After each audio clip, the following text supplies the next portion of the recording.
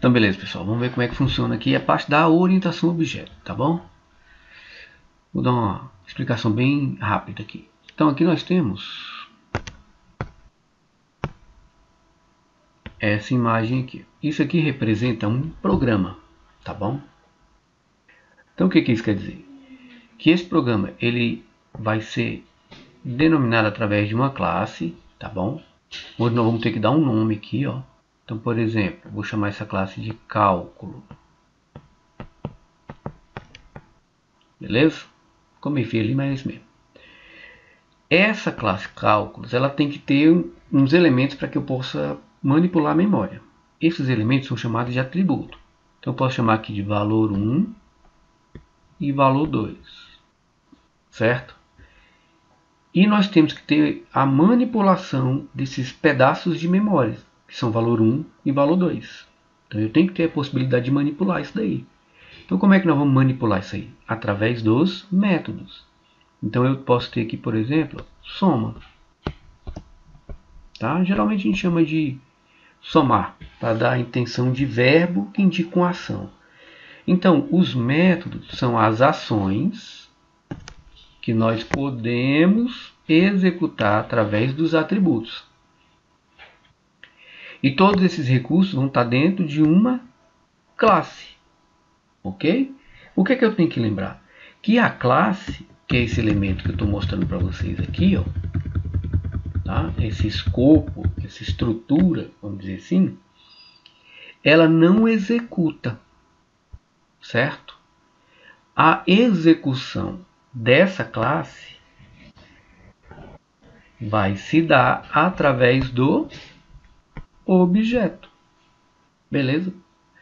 Por isso que o foco aqui é o objeto. Esse objeto é que vai lá para a memória principal do computador. Okay? Ele é carregado na memória principal, ou seja, no processador. E ele começa a executar. E na hora que ele executar, você vai ter disponível os métodos que você escreveu lá. Ok?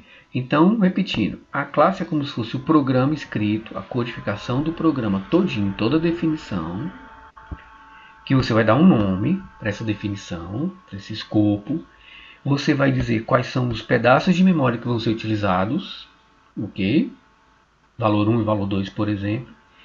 E aqui você vai ter os mecanismos, a forma que você tem de manipular esse valor 1 e valor 2, ok? E aqui você pode criar vários elementos, ó, várias ações, várias elaborações de manipulação daqueles pedaços de memória que são os atributos. Ok? Então é assim que funciona a orientação a objeto, ou PO, Programação Orientada a Objeto. Existem várias regras, tá bom? Que vocês podem estudar separadamente. Então, mas nós vamos implementar isso na prática no curso aqui de PHP.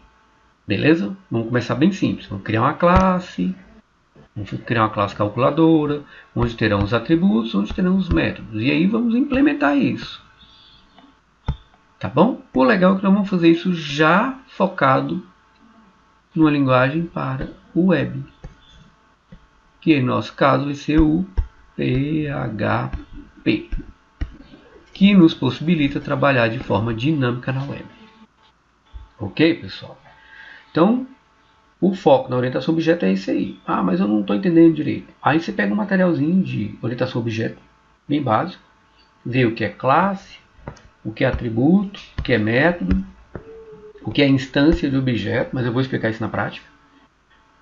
E aí tem alguns recursos da orientação que tem que estudar bem, que é herança, polimorfismo, sobrecarga, sobrescrita, ok? Para que você possa manipular isso de uma forma legal. Certo, pessoal? Beleza? Na próxima aula nós vamos começar a implementar isso no projeto já no PHP. Tá bom?